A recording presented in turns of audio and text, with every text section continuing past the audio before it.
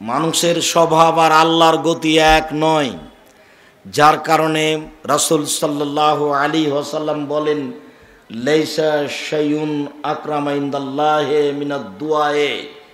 আবার হাত তুলে চাইলে আল্লাহ ফেরত দিতে লজ্জা পান। আব্দুর রাজ্জাক সাহেব, আপনি তো হাত তুলে দোয়া বন্ধ করেছেন, আবার ঘুরে কি ওই দিকে গেলেন? না, সেইটা বলিনি।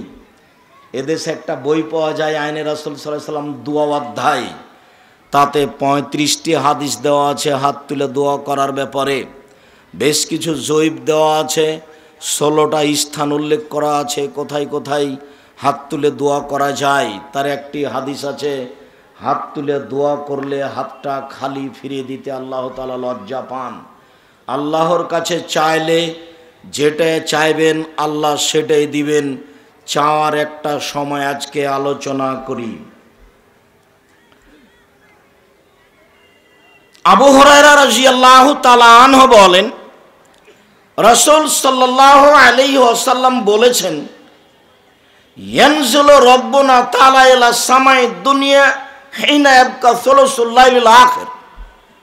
রাতের যখন 3 ভাগের 2 ভাগ পার হয়ে যায়, 1 ভাগ বাকি থাকে, তখন আল্লাহ তাআলা সপ্তম আকাশ থেকে প্রথম আকাশে নেমে আসেন। এটা তার প্রতিদিনের কাজ। বান্দা কি বলছেন এইটা শোনাও দেওয়ার জন্য তিনি সপ্তম আকাশ থেকে প্রথম আকাশে নেমে আসেন। নেমে এসে বলেন, মায়াদুনি, কে আমার কাছে চায়, ফাউতিয়াহু, যে যা চায় আমি তাকে তাই দিয়ে দিব। মায়াসালুনি ফাউতিয়াহু, কে আমার কাছে কিছু চাই আমি তাকে সেটা দিয়ে দিব। মায়াস্তাগফিরুনি ফাগফিরালাহু, কে আমার কাছে ক্ষমা ভিক্ষা চাই আমি তাকে ক্ষমা করে দিব। যে আমাকে ডাকে আমি তার ডাকে সাড়া দিব। যে আমার কাছে কিছু চাই, যা চাই আমি তাই দিয়ে দিব। কে আমার কাছে ক্ষমা ভিক্ষা চাই আমি তাকে ক্ষমা করে দিব। এইটা রাতের 3 ভাগের 2 ভাগ পার হওয়ার পরে। উল্লেখ্য যে যখন দিন 12টা হয়, 12টার পরপরই আকাশের সব দরজা খুলে দেওয়া হয়। ওই সময়ে মানুষ 2 রাকাত 4 রাকাত সালাত আদায় করে যা চাইবে সেটাই দেওয়া হবে। উল্লেখ্য যে রাত 12টার পরপরই আকাশের সব দরজা খুলে দেওয়া হয়। ওই সময়ে যে যা চায় তাকে তাই দিয়ে দেওয়া হবে। উল্লেখ্য যে যখন আজান দেওয়া হয় তখন আকাশের দরজা খুলে দেওয়া হয়।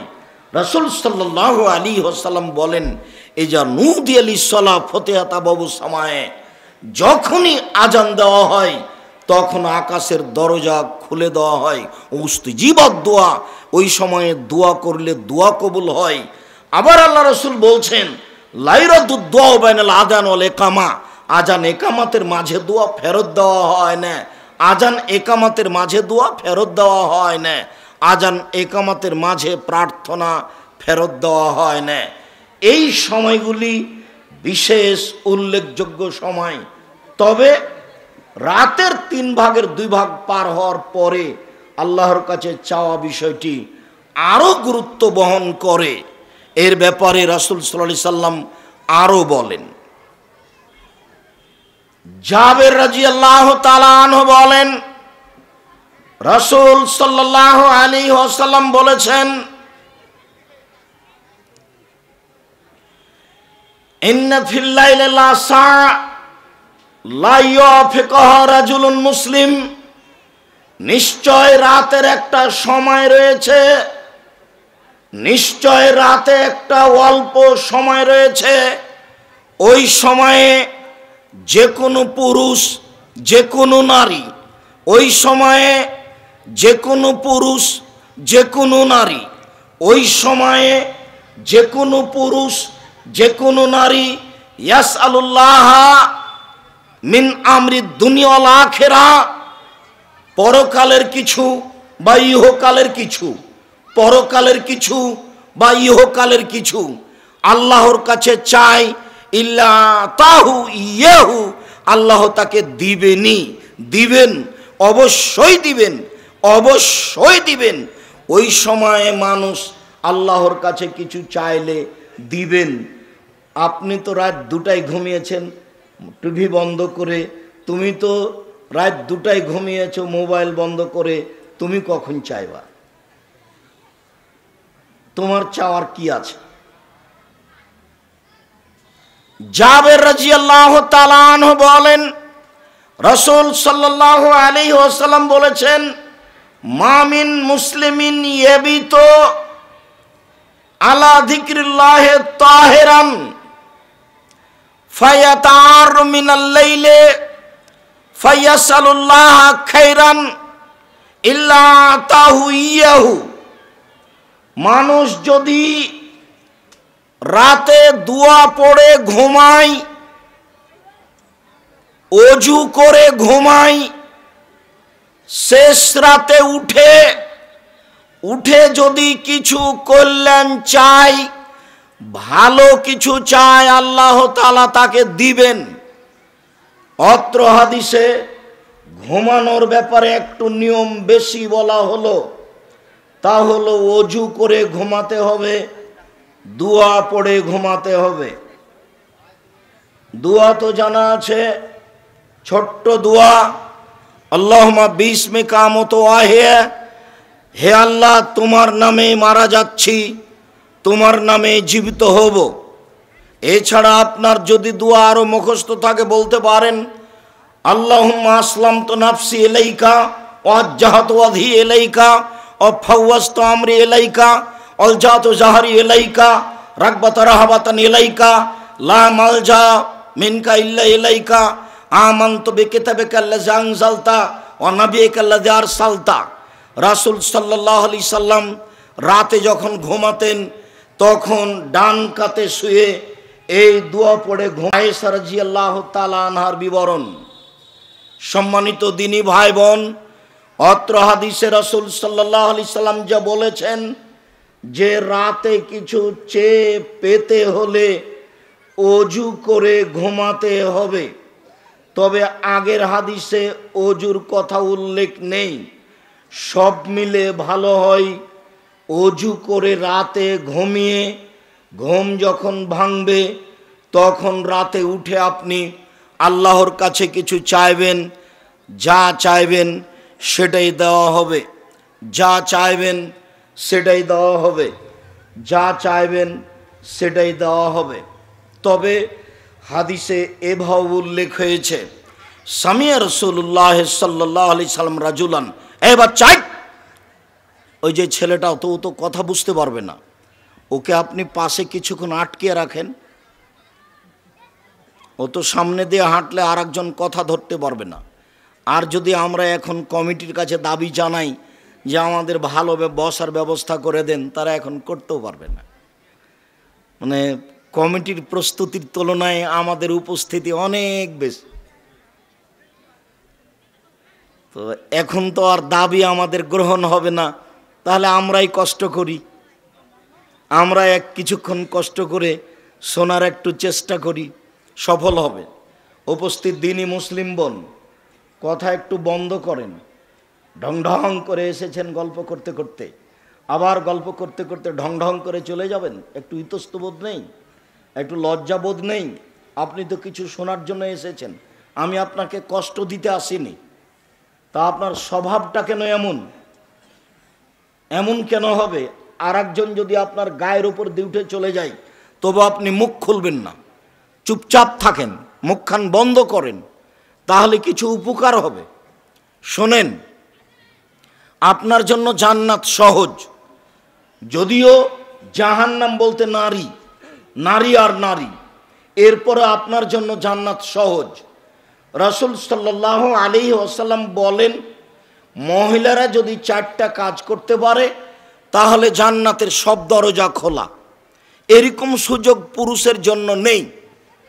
রাসূল সাল্লাল্লাহু আলাইহি সাল্লাম বলেন, মহিলারা যদি 4টা কাজ করতে পারে জান্নাতের সব দরজা খোলা, যে কোনো দরজা দিয়ে ঢুকতে পারে।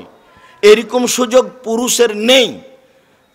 1, সালাত খামসাহা, 5 ওয়াক্ত সালাত আদায় করলো। 2, সমাত শাহরাহা, রমজান মাসের সিয়াম পালন করলো। 3 আতাত বালাহা, স্বামীকে মেনে চললো। 4 আহসানাত ফারজাহা, জেনায় লিপ্ত হলো না। এই 4টা কাজ যদি আপনি করতে পারেন, জান্নাতের সব দরজা খোলা। আব্দুর রাজাক সাহেব, বুঝলাম আগের 2টা করতে পারি, 5 ওয়াক্ত সালাত আদায় করি, সিয়ামও পালন করি, বাকিগুলো তো কঠিন হয়। আপনি এই 2টা চালু করেন নিয়মিত, বাকিটা ঠিক হয়ে যাবে। আপনার স্বামীর মুখের ভাষা খারাপ, এ কথাই ঠিক। আপনার স্বামী আপনাকে মারে, এ কথাই ঠিক। আপনার স্বামী আপনাকে গালি দেয়, এ কথাই ঠিক। এরপরেও আমরা আপনার দিনী ভাই হিসাবে অনুরোধ করছি, পরামর্শ দিচ্ছি যে আপনি ওই স্বামীকেই মেনে চলেন। তিতা লাগলেও মিঠা লাগলেও দিন দিন কথা বলেন না, সপ্তাহ যাবৎ কথা বলেন না, মাস মাস কথা বলেন না। খানা পানি বেটির হাত দিয়ে দিয়ে পাঠান, খানা পানি বৌমার হাত দিয়ে দিয়ে পাঠান, আর আপনি 5 ওয়াক্ত সালাত আদায় করেন। এভাবে আপনি জান্নাত কিনতে পারবেন? ঝুলন্ত অবস্থায় জান্নাত কিনা যাবে না, এবাদতই কবুল হবে না। আপনি তাকে মেনে নেন, তিতা লাগলেও মিঠা লাগলেও। যদি আপনি বুঝেন যে তার মুখের ভাষা এমন, তার স্বভাব চালচলন এমন যে তাকে আমি মেনে নিতে পারি না, তাহলে আপনি খোলা তালাক করে নেন, তার সাথে সম্পর্ক বিচ্ছিন্ন করেন। ওও বাঁচুক, আপনিও বাঁচেন। কিন্তু আপনি মাঝামাঝি থেকে গেলেন, কথাও বলেন না, কাজও করেন না, 1 গ্লাস পানি চাইলে ঠেক্কস করে সামনে দিয়ে সরে চলে আসেন, এটা তো ঠিক নয়। আর আমি আপনাদেরকে বলি সব সময় যে স্ত্রীর সাথে এত খারাপ ব্যবহার করেন কেন? কেন গালি দিবেন? কেন তার নিন্দা করেন? কেন তার বিষয়ে সব সময় একবারে রিড়ি করে উঠেন? দুনিয়াতে ওর চেয়ে দামি কোনো বস্তু নেই। শান্তি ওখানে, তৃপ্তি ওখানে, ভালোবাসা ওখানে। কোটি টাকা দিয়ে শান্তি পাওয়া যায় না।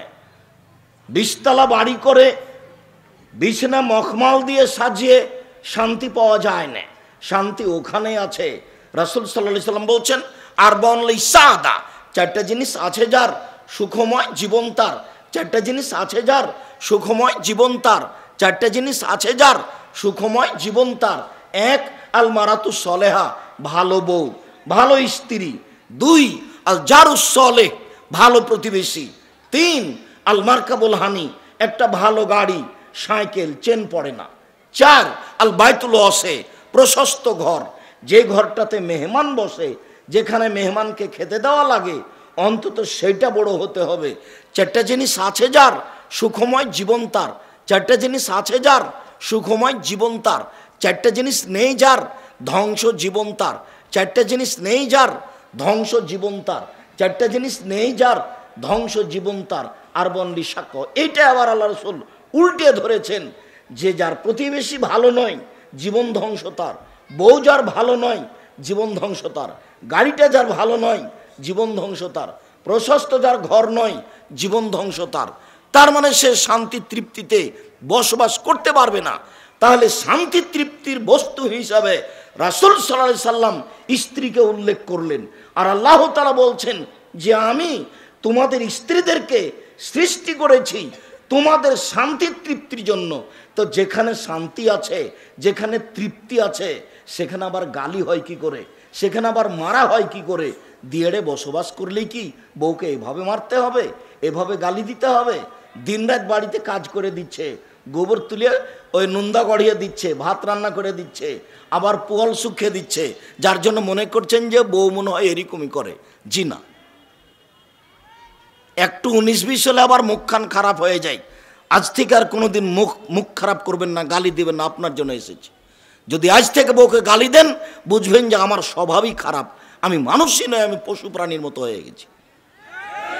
কেন আপনি গালি দেবেন আপনার বউকে? ও আর এক বাড়ি থেকে এসেছে। গালি দেওয়া কোন স্বভাব? যদি চাঁপাই নবাবগঞ্জের মানুষ শ্বশুরের কাছে যৌতুক নেয় অন্য অন্য ডিস্ট্রিক্টে, রংপুর, লালমনিরহাট, নীলফামারী, কুড়িগ্রাম, পঞ্চগড়, ঠাকুরগাঁ, গাইবান্ধা, জয়পুরহাট, বগুড়া, এইসব ডিস্ট্রিক্টে নেয়। চাঁপাই নবাবগঞ্জের মানুষ শ্বশুরের কাছে যৌতুক নেয়।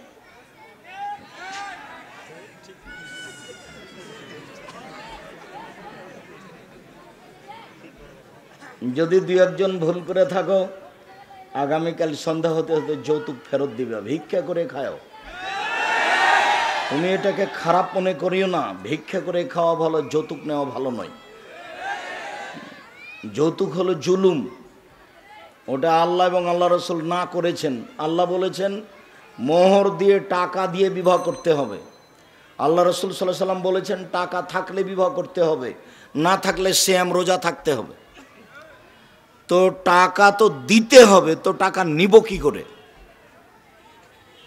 এত কাপুরুষ হয়ে বসবাস করার কেন প্রয়োজন হলো?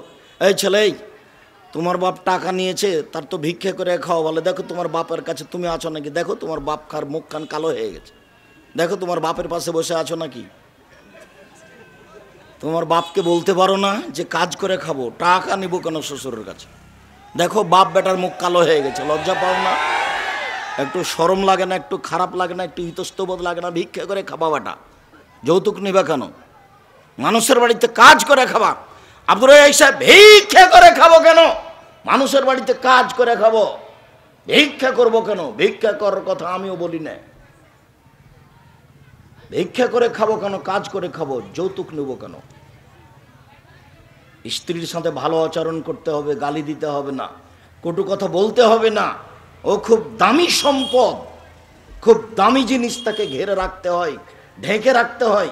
চাঁপাইনবাবগঞ্জের বাড়ি ঘর ঠিক চতুর্দিক ঘেরা আছে বটে, কিন্তু চাঁপাইনবাবগঞ্জের মহিলারা বুঝলো যে গোটা গ্রামের লোক সবাই হলো চাচা, সবাই হলো ভাই।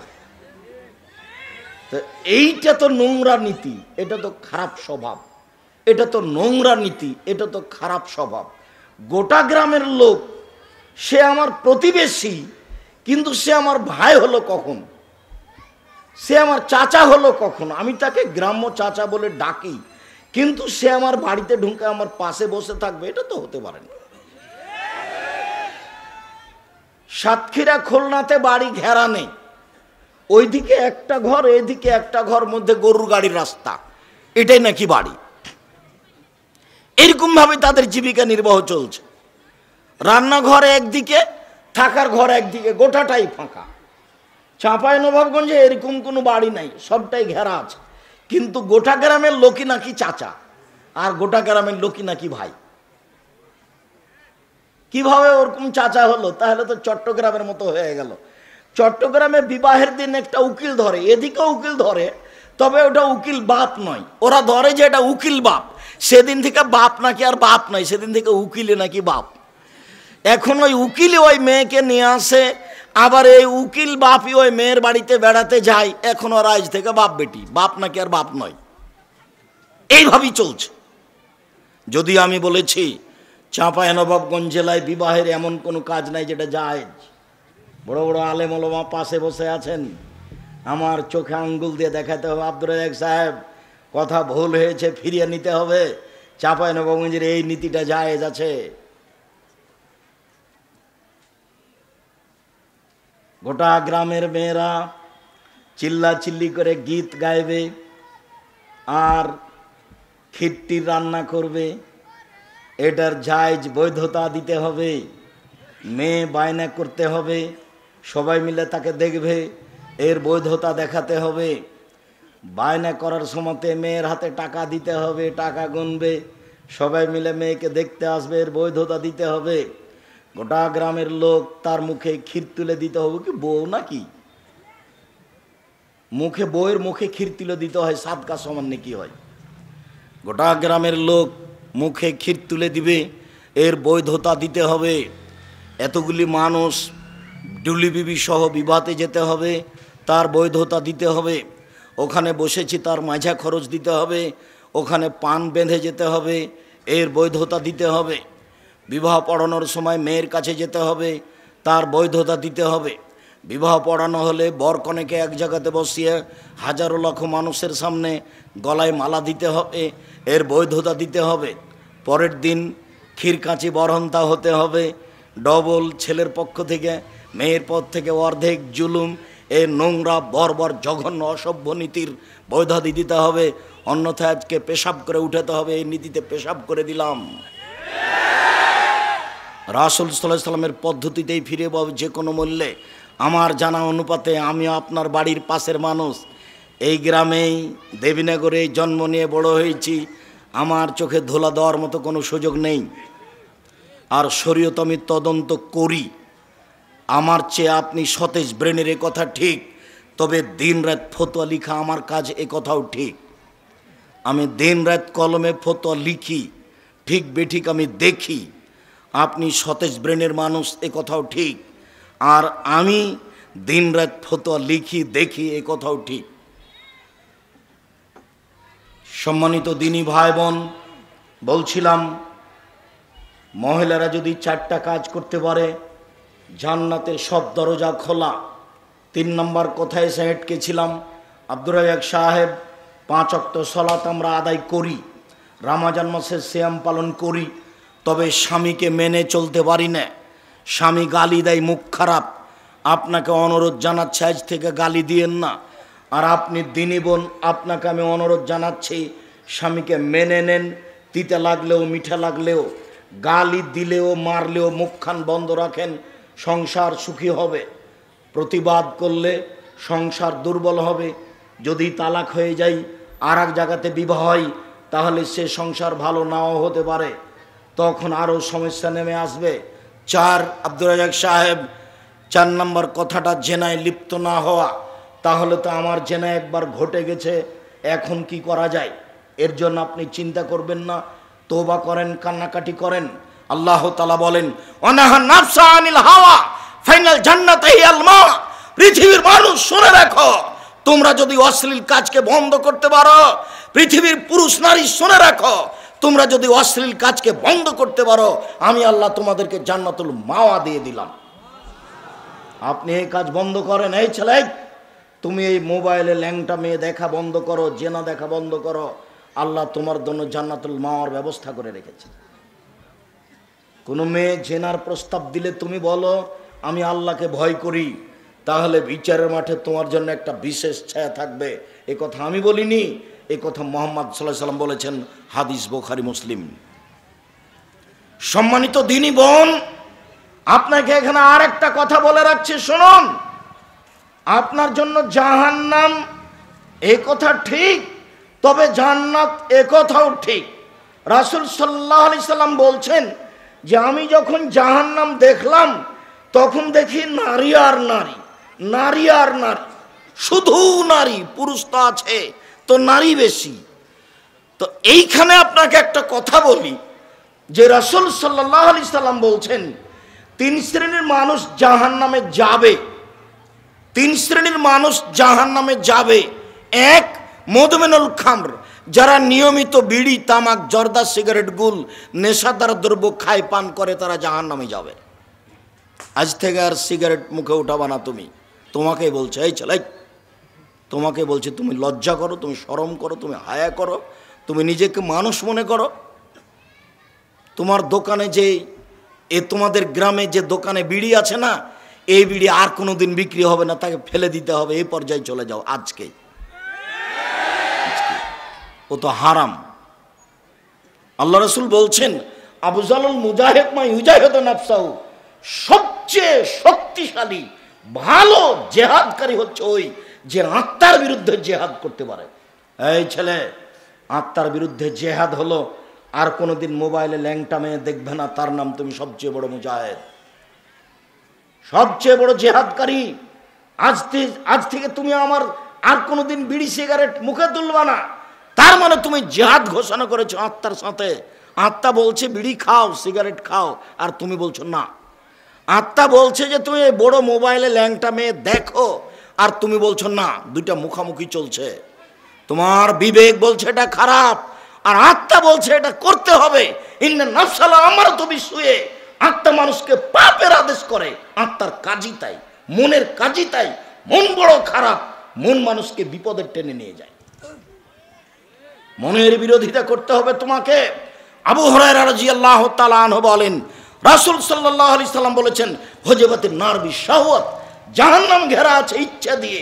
মন মতো চলে যে জাহান্নামে যাবে সে, মন মতো চলে যে জাহান্নামে যাবে সে।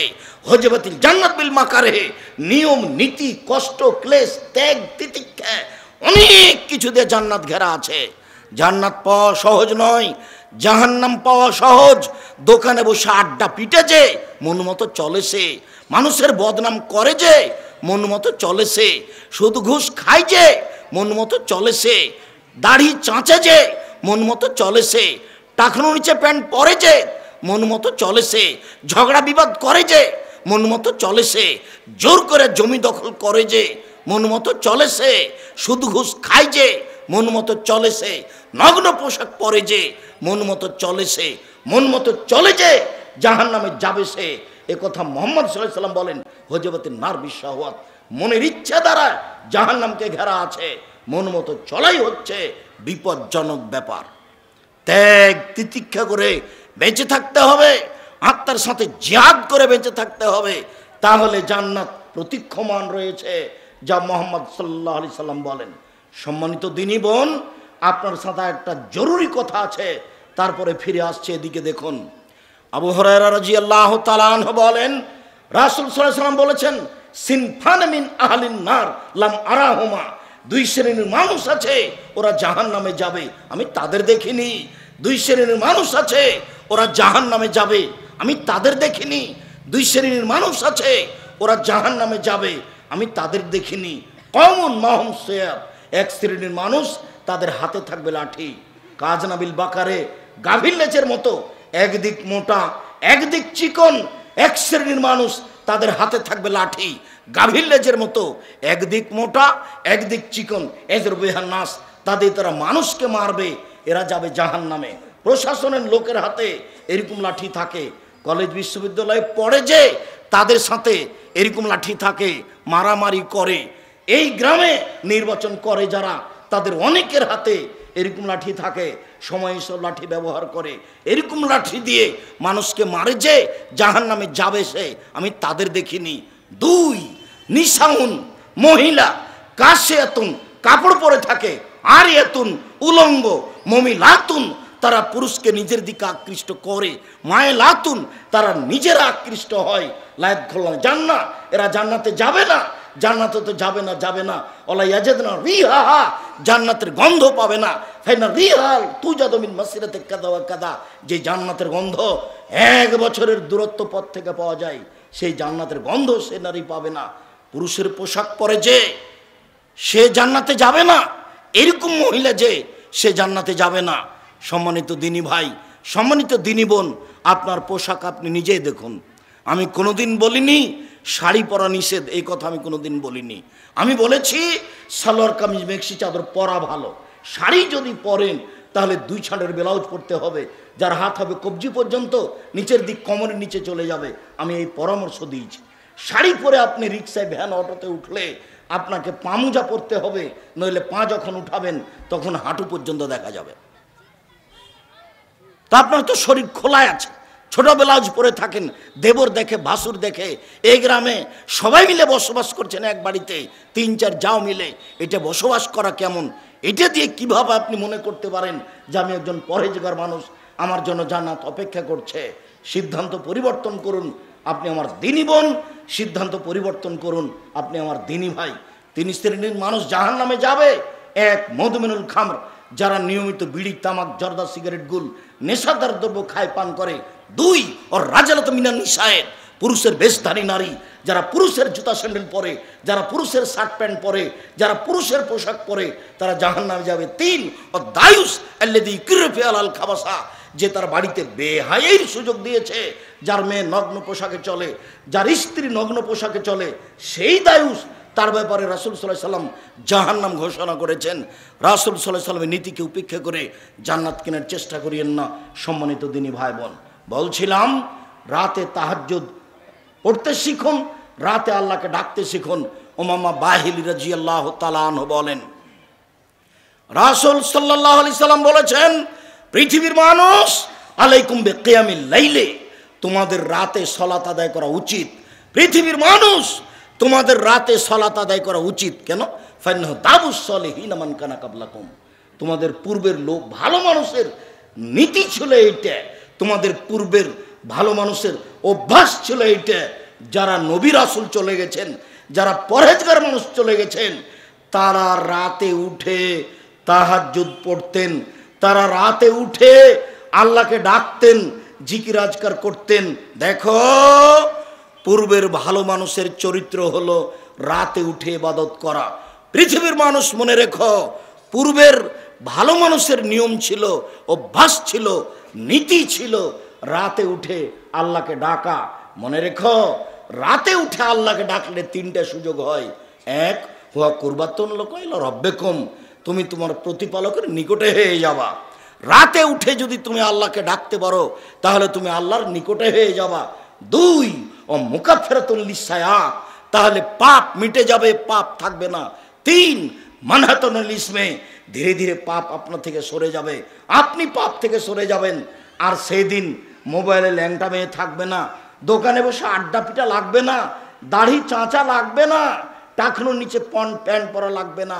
আপনি রাতে উঠে অন্তত 2 রাকাত দিয়ে চালু করুন, আল্লাহকে ডাকতে শিখুন, সব ধীরে ধীরে মন্দ পথ বন্ধ হয়ে যাবে। পৃথিবীর মানুষ, আমি অনুবাদক মাত্র, যারা আপনারা সামনে আছেন, দেশ বিদেশে যারা লাইফে মিডিয়া আছেন, সমস্ত দিনী ভাই বোনকে বলছি, যারা আপনারা আমাদের সাথে আছেন তাদেরকে আমরা অনুরোধ জানাচ্ছি, আপনারা রাতে উঠে আল্লাহকে কিছু বলতে শিখুন। 3টে সুবিধা হবে। 1, আপনি আল্লাহর নিকটে হয়ে যাবেন। 2, আপনার পাপ মিটে যাবে। 3, আপনি পাপ থেকে দূরে সরে যাবেন। একথা আমি বলিনি, একথা মুহাম্মদ সাল্লাল্লাহু আলাইহি সাল্লাম বলেন। অতএব এই পথে আপনাকে ফিরে আসতে হবে। ফিরে আসলে আপনার অনেক সুবিধা আছে। আবু হুরায়রা রাদিয়াল্লাহু তাআলা আনহু বলেন, রাসূল সাল্লাল্লাহু আলাইহি ওয়াসাল্লাম বলেছেন, ইন্না শাইতানা ইয়াকিদু আলা কাফিয়াতি রাস আহাদিকুম ইদ হুয়া নামা, যখনই তোমাদের কোনো ব্যক্তি ঘুমায় তখন শয়তান তার মাথাতে 3টে গিরা লাগায়। সালাসাও কাদিন, 3টে গিরা। আপনার মাথায় চুল থাক আর না থাক, আপনার মাথার চুলে আপনার মাথাতেও 3টে গিরা লাগায়। গিরা লাগিয়ে ইয়াদরিবু আলাইহা, হাত দিয়ে ওই গিরার উপরে এভাবে থাবা মারে আর বলে যে লাইলুন তবিল আলাইকা লাইলুন তবিল ফারকুদ, ঘুমিয়ে থাকো রাত লম্বা, ঘুমিয়ে থাকো রাত লম্বা, ঘুমিয়ে থাকো রাত লম্বা। তুমি তো 2টাই ঘুমিয়েছ, শয়তান আরো সুযোগ পেয়েছে, এবার তোমাকে সকাল 8টা পর্যন্ত নিয়ে যাবে। তুমি তো রাত 2টায় ঘুমিয়েছো, এবার শয়তান তোমাকে রাত 8টা পর্যন্ত নিয়ে যাবে। এবার শোনো, রাসূল সাল্লাল্লাহু আলাইহি ওয়াসাল্লাম বলেন, ফাইনিস্তাইকাদা ওয়া যাকারাল্লাহ, এখনো যদি ঘুম থেকে উঠে যায় আর বলে আলহামদুলিল্লাহিল্লাযী আহয়ানা বাদা মা মাতানা ওয়া ইলাইহিন নুশুর, সে আল্লাহর প্রশংসা যে আল্লাহর নামে মারা গেছিলাম, তার নামে জীবিত হলাম, তার নামে বিচারের মাঠে উপস্থিত হব, এই কথা যদি বলে তাহলে ইনহালা তুকদাতুন, এমনিতে একটা গিরা খুলে যাবে। শয়তান যতই শক্তিশালী হোক। ফাইন তাওয়াজ্জা ইনহালা তুকদাতুন, ও যদি ওযু করে তার আরেকটা খুলে যাবে। ওয়াইন সাল্লা, যদি সালাত আদায় করে, ইনহালা তুকদা, তাহলে আরেকটা খুলে যাবে। 3টে গিরা দেয়, গিরার উপরে হাত দিয়ে মারে আর বলে রাত লম্বা ঘুমিয়ে থাকো। যদি উঠে দোয়া পড়ে একটা গিরা খুলে যাবে, যদি ওযু করে আরেকটা গিরা খুলে যাবে, যদি সালাত আদায় করে আরেকটা গিরা খুলে যাবে। ফাসবাহা নাশিতান তাইয়্যিব নাফসে, তখন সে সকাল করবে খুব ফুর্তি হয়ে, উৎফুল্ল মনে, আত্মা থাকবে পবিত্র, দেখতে লাগবে ভালো, খুশি খুশি হয়ে সকাল করেছে। ওয়াইল্লা, আর যদি ও রাতে এরকম না করে, ফাসবাহা খাবিসান নাফসে কাসলানা, তখন সকাল করবে, তখন দেখা যাবে মুখখান ভ্যাংচা হয়ে আছে, কেমন কেমন লাগে, খুব খারাপ লাগে দেখে। 8টার সময়তে ব্রাশ হাতে নিয়ে পেস্ট মুখে দিয়ে মুখখান ভ্যাংচা করে ঘিনঘিনে করে ঘুরে বেড়াচ্ছে, দেখেন আপনি কেমন লাগে। কেন জানেন? আল্লাহ রাসূল বলছেন যে ফাবাল শয়তান ফি ওজনি, শয়তান তার মুখে তার কানে পেশাব করে দিয়েছে। হাদিস বুখারী মুসলিম। আমি নিজে থেকে কোনো বাক্য বলিনি, আপনার কাছে এটা নতুন মনে হলেও আল্লাহ নবী বলছেন যে ওর কানে শয়তান পেশাব করে দিয়েছে, কানে, মুখে, ওর মুখে, কানে, মাথায় সব পেশাব করে দিয়েছে শয়তান। কাজেই এই প্রস্তুতি নিয়ে থাকতে হবে, তাহলে আপনার জন্য ভালো হবে। সম্মানিত দিনী ভাই বোন, আমি আপনাকে রাতে উঠে আল্লাহকে ডাকার জন্য অনুরোধ জানাচ্ছিলাম। আনাস রাদিয়াল্লাহু তাআলা আনহু বলেন, রাসূল সাল্লাল্লাহু আলাইহি সাল্লাম বলেছেন, আল্লাহ তাআলা বলেন, ইবনা আদম, আদমের ছেলে মেয়ে শোনো, মা দাওয়াতানি ওয়া রাজাউতানি গাফারতু লাকা আলা মাকা মিনকা আলা উবালি, তোমরা আমাকে যেভাবে ডাকো আমি সেভাবে থাকি, তোমরা যেভাবে আশা পোষণ করো আমি সেভাবে পূর্ণ করে থাকি। আমি তোমাকে ক্ষমা করে দিই, আমি পরোয়া করি না তুমি কত বড় পাপী, আমি পরোয়া করি না তুমি কত বড় পাপী, আমি পরোয়া করি না তুমি কত বড় পাপী। আদম সন্তান, তুমি যেভাবে ডাকো আমি সেভাবে থাকি, তুমি যেভাবে আশা পোষণ করো সেভাবে পূর্ণ করে থাকি, আমি তোমাকে ক্ষমা করে দিই, আমি পরোয়া করি না তুমি কত বড় পাপী। লাউ বালাগাত জুনুবুকা আনানা সামায়ে, আদমের ছেলে মেয়ে শোনো, তোমার পাপ বেশি হতে হতে যদি আকাশে লেগে যায়, আদমের ছেলে মেয়ে শোনো, তোমাদের পাপ বেশি হতে হতে যদি আকাশে লেগে যায়, ফাস্তাগফারতানি, এরপরে যদি তুমি আমার কাছে ক্ষমা চাও, গাফারতু লাকা, আমি তোমাকে ক্ষমা করে দিব, ওয়ালা উবালি, আমি পরোয়া করি না তুমি কত বড় পাপী, আমি পরোয়া করি না তুমি কত বড় পাপী, আমি পরোয়া করি না তুমি কত বড় পাপী, আমি খালি একটু দেখি যে তুমি আমাকে কিছু বলছো কিনা, তোমার কিছু বলার আমি অপেক্ষায় রয়েছি। তুমি তো রাতকে মূল্যায়ন করো না, তুমি তো আমাকে ডাকো না, অথচ আপনার বয়স ছিল কয়দিন আগে 40, এখন নাকি 60, কয়দিন আগে 60 ছিল, এখন নাকি 70 80, তাহলে আর কয়দিন বাঁচবেন? কেন আপনার নিয়ম নীতি একটু পরিবর্তন হয় না? কেন আপনার অভ্যাস এরকম হলো? কেন আপনি রাত 10টায় ঘুমাতে পারেন না? কেন আপনি রাত 2টা? এই কথা তো রাসূল সাল্লাল্লাহু আলাইহি সাল্লাম বলেন। সম্মানিত দিনী ভাই বোন, শেষের বাক্যটি বলি, এই পর্যন্ত তো আল্লাহ দুনিয়াতে বলছেন, বিচারের মাঠে যখন আমরা উপস্থিত হব তখন আল্লাহ তাআলা আমাদের কাছে আসবেন। বিচারের মাঠে যখন আদমের ছেলে মেয়ে উপস্থিত হবে তখন আল্লাহ তাআলা আসবেন আদমের ছেলে মেয়ের কাছে, এসে বলবে, ইবনা আদম লা আতাইতানি বিকুরাবিলার যে খাতায়া সুম্মা লাকিতানি লা তুশরিক বি শাইআ লা আতাইতুকা বিকুরাবিহা মাগফিরা। আদমের ছেলে মেয়ে শোনো, তোমরা যদি আজকে আমার কাছে উপস্থিত হয়ে থাকো আকাশ জমিন পরিমাণ পাপ নিয়ে, পাপ আর পাপ, আকাশ জমিন পরিপূর্ণ হয়ে আছে, আমি আল্লাহ তোমাদের কাছে উপস্থিত হয়েছি সেই পরিমাণ ক্ষমা নিয়ে। তোমার পাপ যত আমার ক্ষমা তত, তোমার পাপ যত আমার ক্ষমা তত, তোমার যেই পরিমাণ পাপ আমার সেই পরিমাণ ক্ষমা, তোমার যেই পরিমাণ পাপ আমার সেই পরিমাণ ক্ষমা। যদি শিরক না থাকে, আব্দুর রাজ্জাক সাহেব, শিরক কিভাবে হয়? স্বামী মারার সাথে সাথে নাক ফুল খুললেই হয়। আচ্ছা, ওর স্বামী মারা গেছে, তো এত তাড়াতাড়ি সব মহিলারা তার নাক ফুল খুলছে কেন? কি হয়েছে? এটা তো হিন্দুদের নীতি। স্বামী মারা গেলে 4 মাস 10 দিন মহিলা নতুন বিবাহ বসার জন্য সাজগোজ করবে না, তাকে 4 মাস 10 দিন সাজগোজ করতে নিষেধ করা আছে, কিন্তু স্বামী মরার সাথে সাথে তাকে গয়না খুলে ফেলতে হবে, এ কথা কে বললো? এটা তো হিন্দুদের নীতি, এরই নাম শিরক। জুতা পায়ে দিয়ে ধানের উপরে হাঁটা যায় না, তারই নাম শিরক।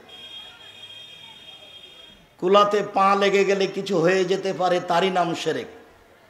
আখাতে পা দেওয়া যায় না, কেমন কি হয়ে যাবে, তারই নাম শিরক। ভাতের পাতিলে পা লেগে গেলে কি হয়ে যাবে, তারই নাম শিরক।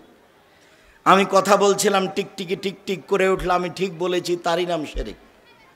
গরুকে লাথি মারা যায় না, তারই নাম শিরক। তুলসী গাছ তুলে ফেলা যায় না, তারই নাম শিরক। কোনো একটা দিনকে মূল্যায়ন করা, কল্যাণ আছে বলে হিসাব করা, তারই নাম শিরক।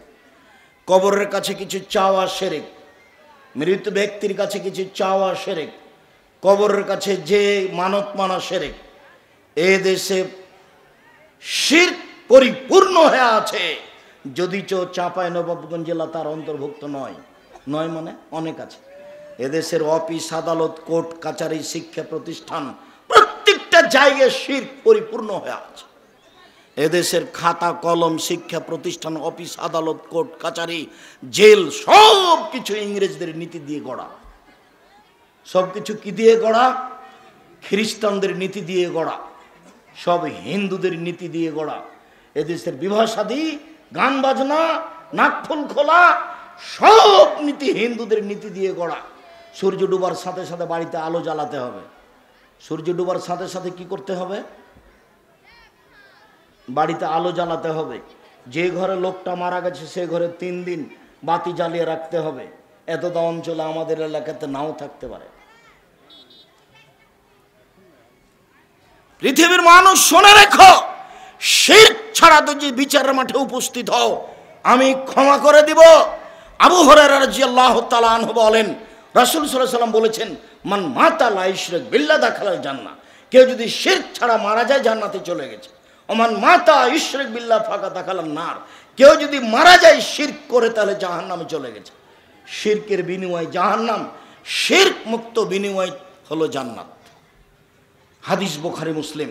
সম্মানিত দিনী ভাই বোন, আমি আপনাকে রাতের সালাতের কিছু নিয়ম বলতে যাচ্ছিলাম।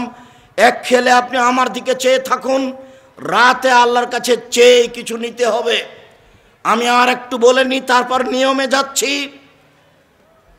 আব্দুল্লাহ ইবনে আমর ইবনে আস রাদিয়াল্লাহু তাআলা আনহু বলেন, রাসূল সাল্লাল্লাহু আলাইহি সাল্লাম বলেছেন, মান কামা বিআশরি আয়া লাম ইউক্তাব মিনাল গাফিলিন। কেউ যদি রাতে 10 আয়াত পড়ে মাত্র, কেউ যদি রাত্রে 10 আয়াত পড়ে মাত্র, তাহলে সে গাফেলের অন্তর্ভুক্ত হবে না। তার মানে রাতে ইবাদত করেছে, এটা প্রমাণ হবে। আপনার জীবনে একদিনও নয়, আপনার বয়স 60 বছর, একদিনও নেই। আল্লাহর নবী বলেন, কেউ যদি রাতে 10 আয়াত পড়ে, তাহাজ্জুদ পড়ে 2 রাকাত, 4 রাকাত, 6 রাকাত, 8 রাকাত, তাহলে সে গাফেলের অন্তর্ভুক্ত নয়। 2, অমান কামা বে মিয়াতে আয়া। কেউ যদি রাতে 100 আয়াত পড়ে, কুতিবা মিনাল কানিতিন, তাহলে পরহেজগারদের অন্তর্ভুক্ত।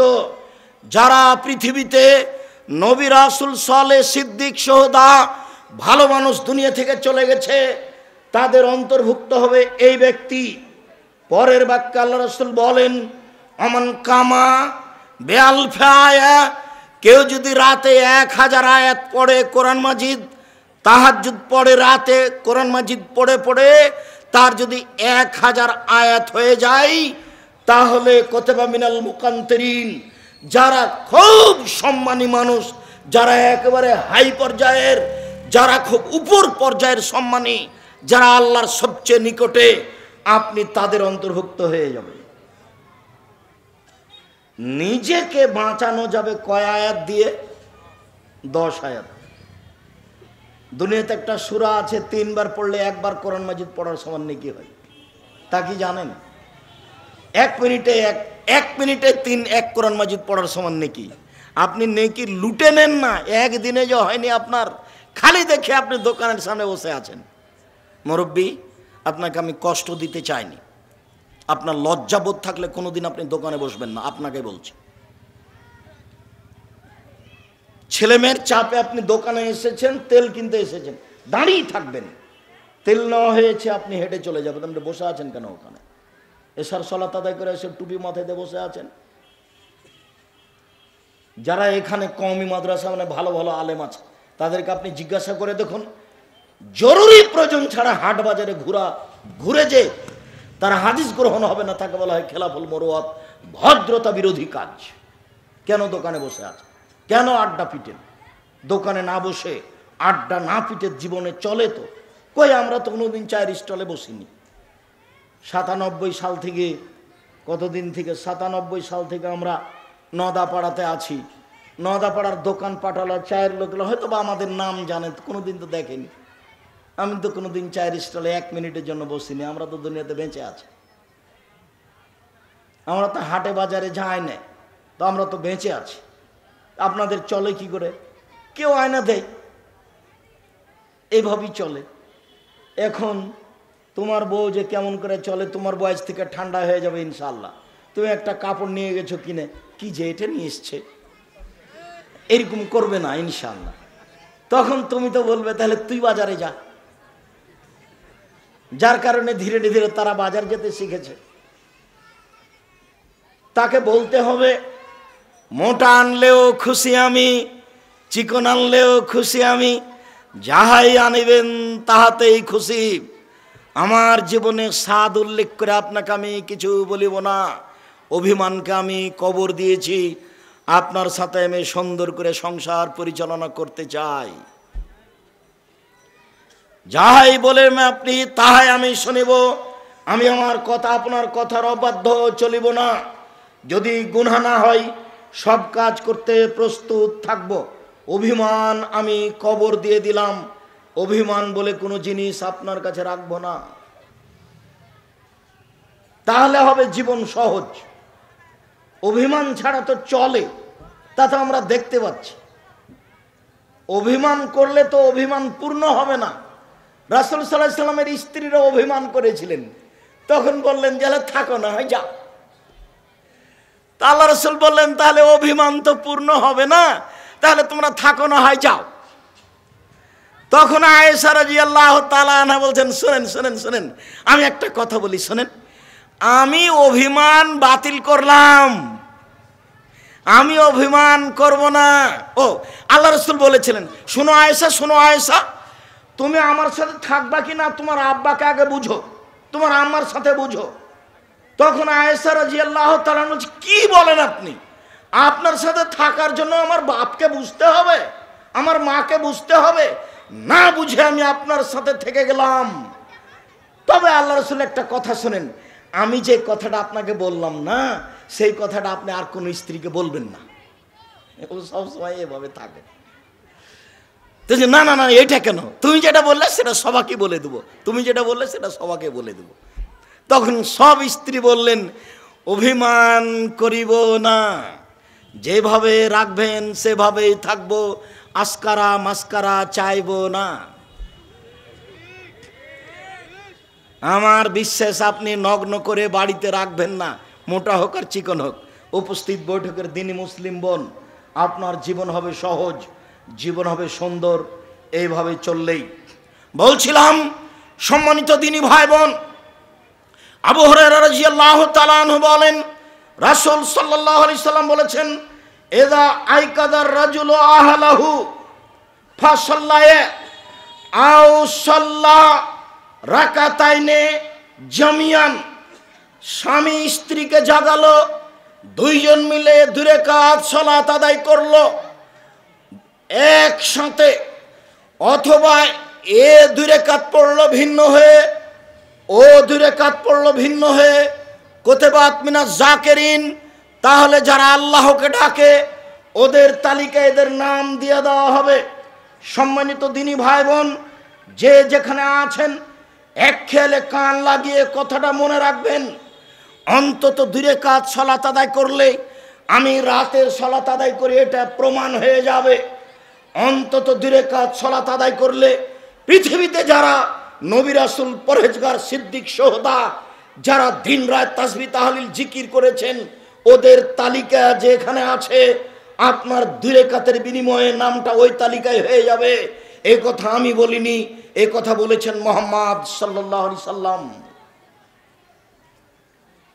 স্বামী স্ত্রী যদি একসাথে পড়েন তাহলে আপনি আগে দাঁড়াবেন, আপনার স্ত্রী পিছনে দাঁড়াবে।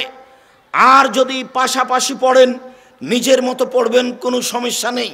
আপনার স্ত্রী দুই রাকাত, আপনি দুই রাকাত পড়বেন, নামটা হয়ে যাবে ওদের তালিকায় যারা আল্লাহকে ডাকে, যারা জিকির আজকার করে।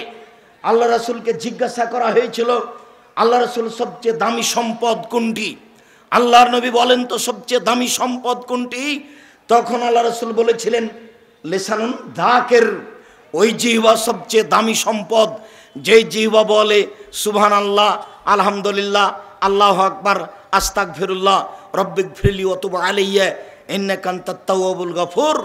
হে প্রতিপালক তুমি আমাকে ক্ষমা করো, তুমি বড় ক্ষমাশীল, তুমি বড় তওবা কবুলকারী। হে প্রতিপালক তুমি আমাকে ক্ষমা করো, তুমি বড় তওবা কবুলকারী, তুমি বড় ক্ষমাশীল। এই দোয়া আপনার মুখস্থ আছে?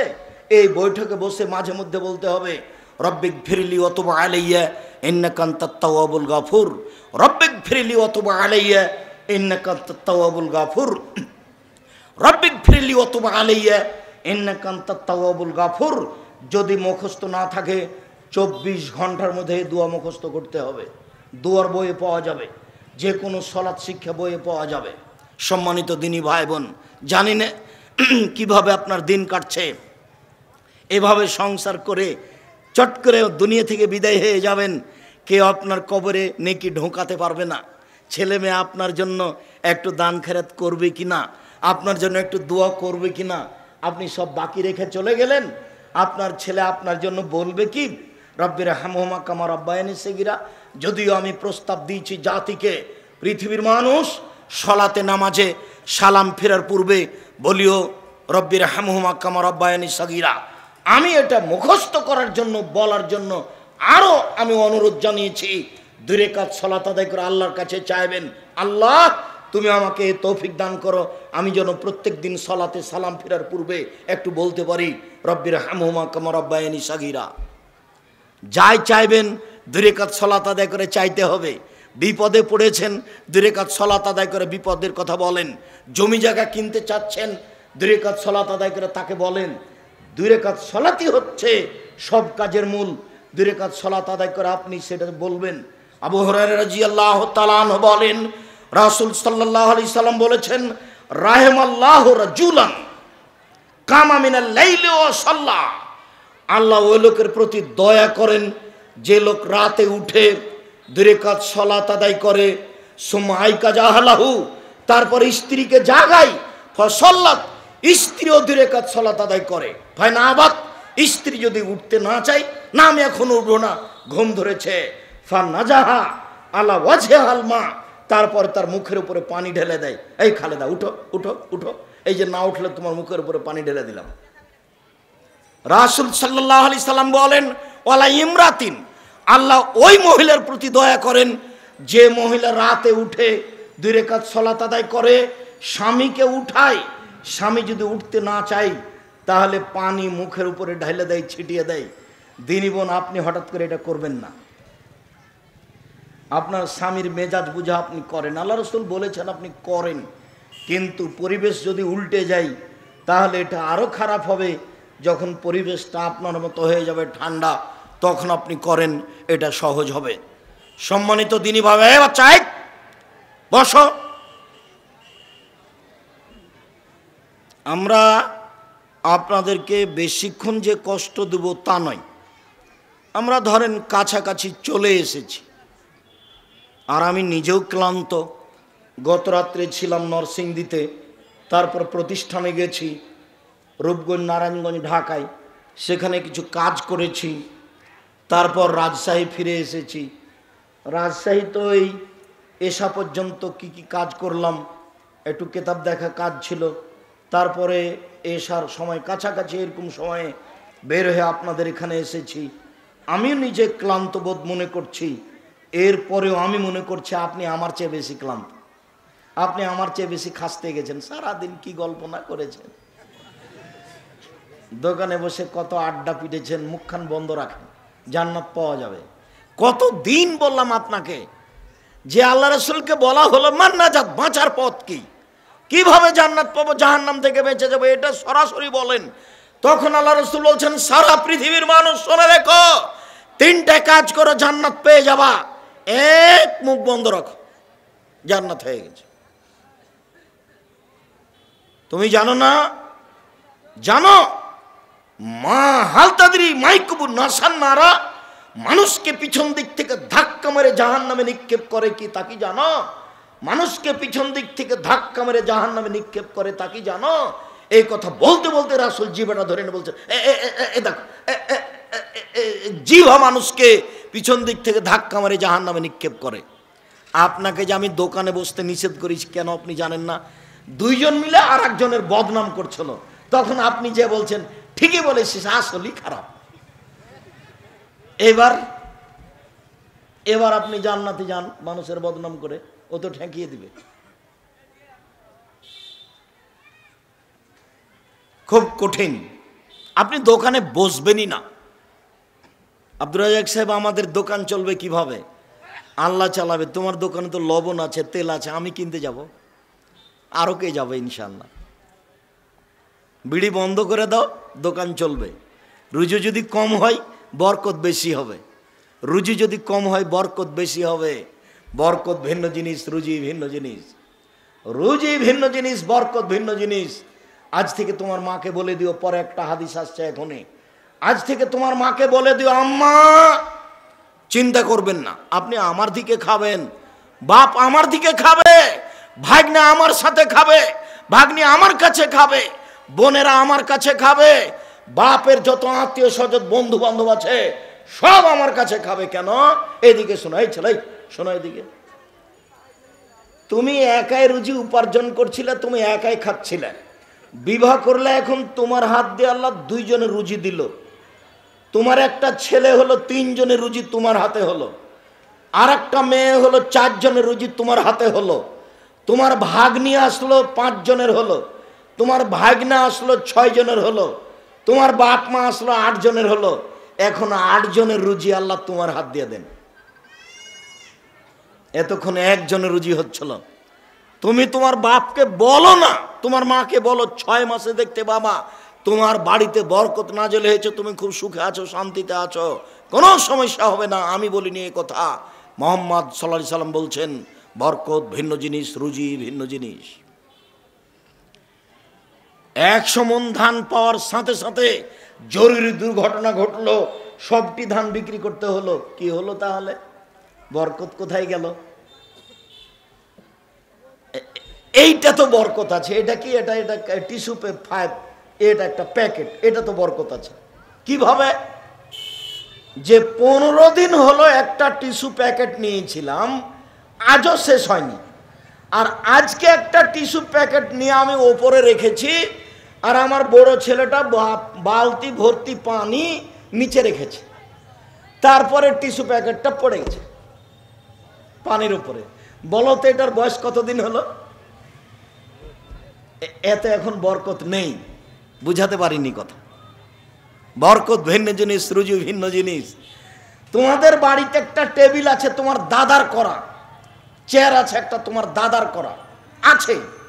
তোমরা কালকে কাঠমিস্ত্রি দিয়ে একটা চেয়ার বানিয়েছো, চেয়ার বানিয়ে ঘরে রেখেছো, উপরে ধানের বস্তা ছিল, পড়ে চেয়ারটা ভেঙে গেছে।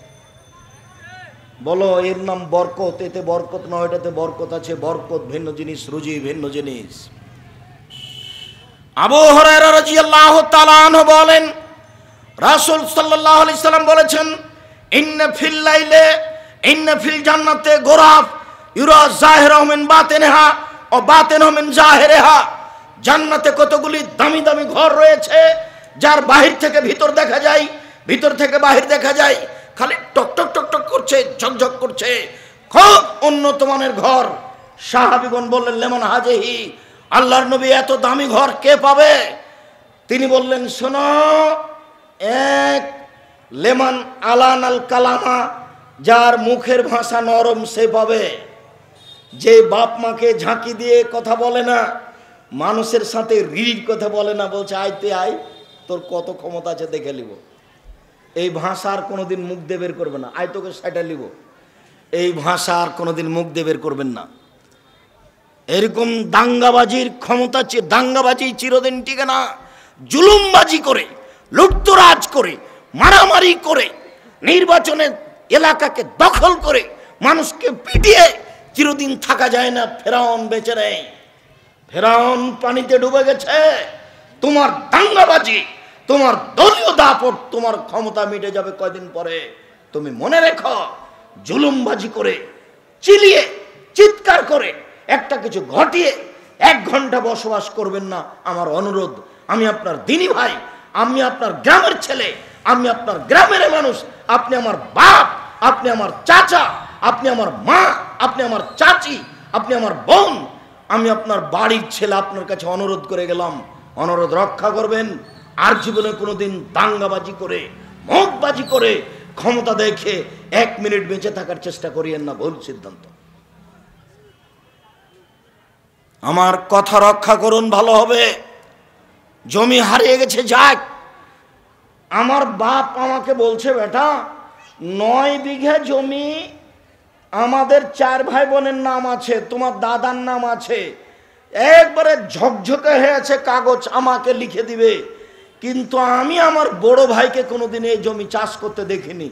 আমি বলছি, আব্বা এ বাবু এই জমি দখল করতে যেতে হবে না, মারায় লাগবে না, জমি থাকবে, ওই জমি আমরা নিব না, তা আমরা বেঁচে আছি তো। আর আপনাকে আমি অনেক দিন আগে এখানে বলে গেছি, মনে আছে কি না, যে দিয়ারে ধান কাটার সময় ধান ফাঁড়ি দিচ্ছিলেন, তো মধ্যে একটা থোপ পড়ে গেছে, এটা কোন দিকে করবেন? তখন বলেছি, এটা ওর দিকে করিয়েন, নিজের দিকে করিয়েন না, এর নাম আত্মা, এর নাম নফস, এর নাম আত্মা। একদিন আমি বলছিলাম বক্তব্যে, মৌলানা রেজাউল্লাহ ছিলেন সভাপতি রাহেমাহুল্লাহ, আল্লাহ তাকে জান্নাতবাসী করুক, আল্লাহ তার কবরকে প্রশস্ত করুক, তার কবরকে আলোকিত করুক।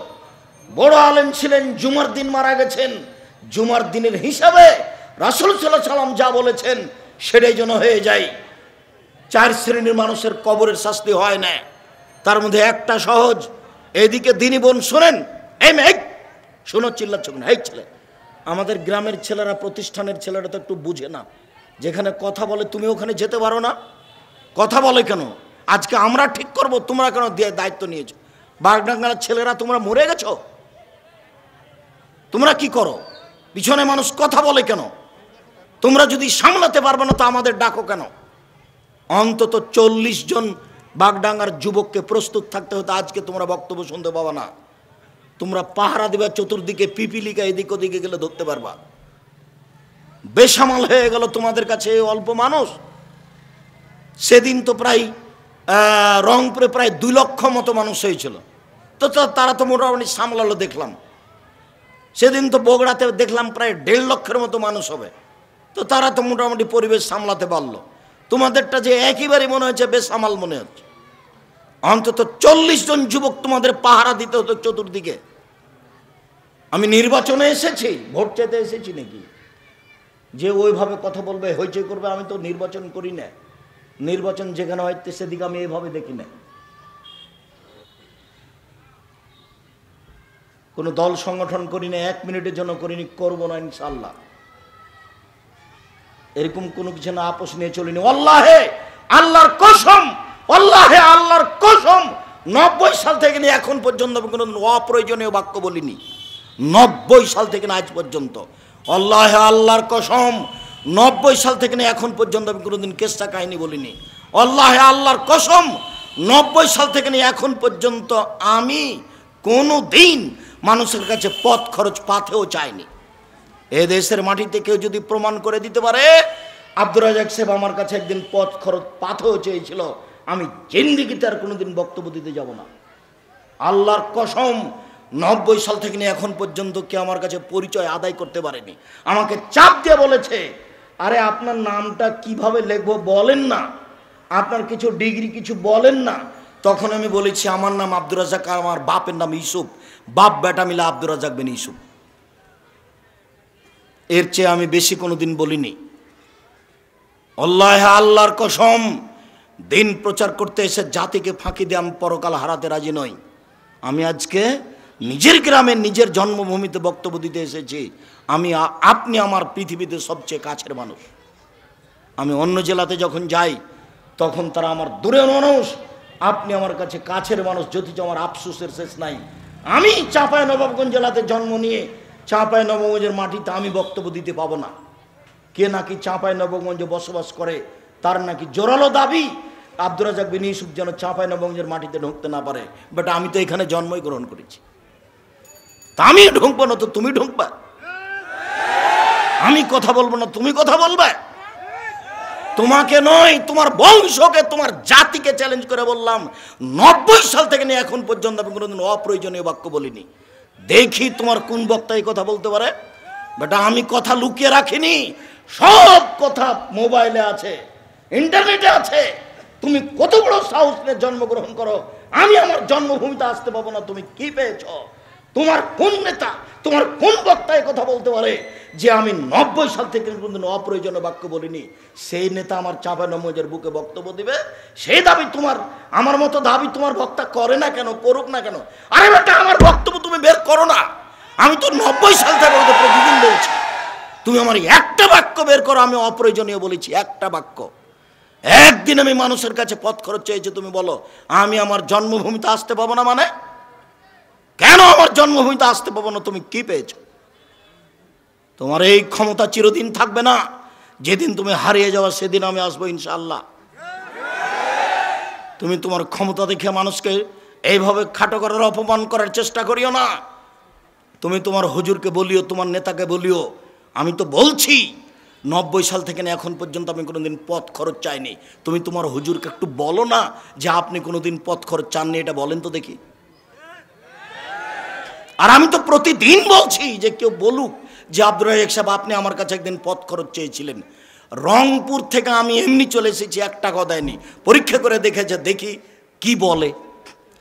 দিনাজপুর থেকে চলে এসেছি, 1 টাকাও দেয়নি, পরীক্ষা করে দেখেছে, দেখি কি করে। ময়মনসিংহ থেকে চলে এসেছি, আমাকে 1 টাকাও দেয়নি, পরীক্ষা করে দেখেছে কি বলে। যে না আপনার টাকা নিয়ে আমাকে চলতে হবে, এ কথা আমি ভাবি না কোনো দিন। আল্লাহ আমাকে কত উপরে নিয়ে গেছে সেটা নিজেও ভাবি না। আমি প্রতি মাসে শিক্ষককে বেতন দিই 24 লক্ষ। আমি তো ফকির মানুষ।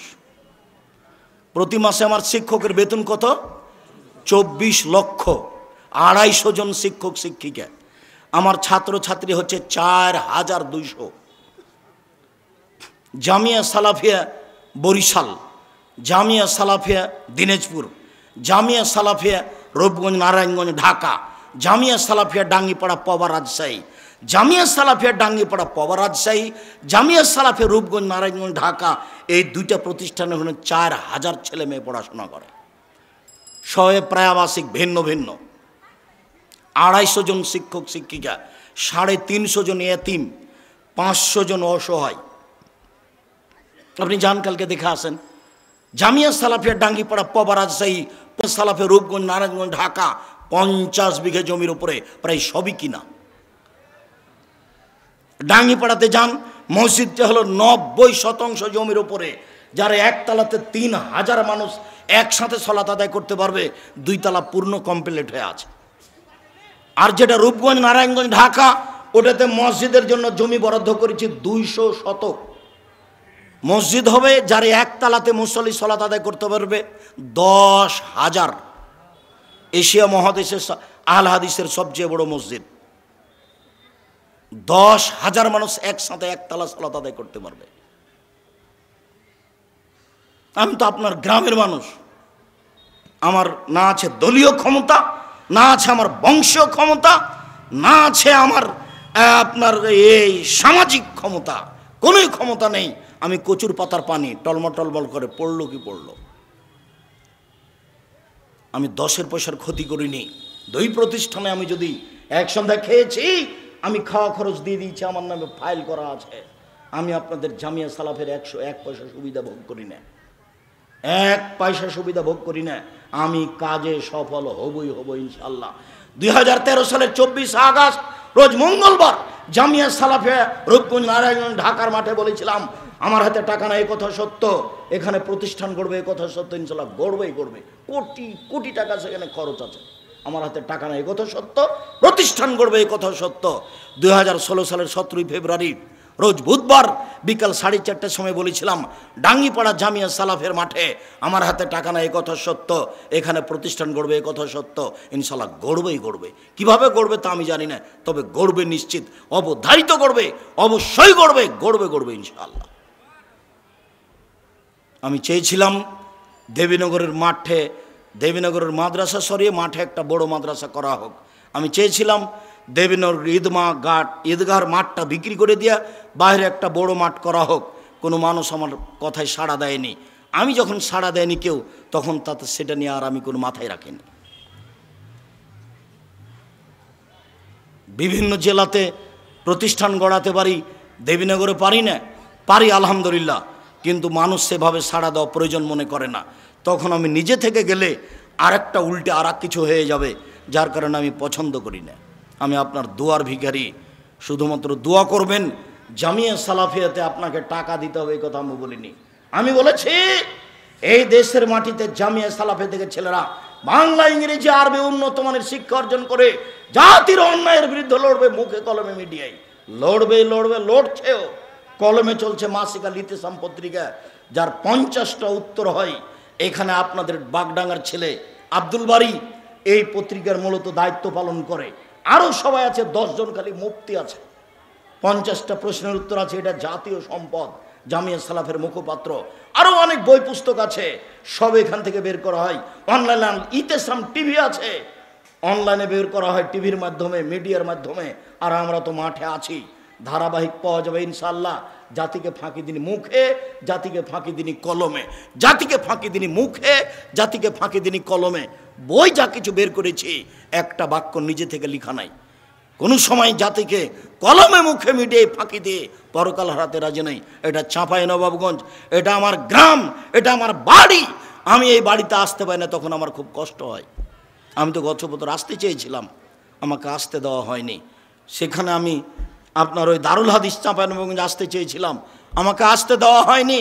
নাচল মাদ্রাসায় আমি আসতে চেয়েছিলাম, আমাকে আসতে দেওয়া হয়নি।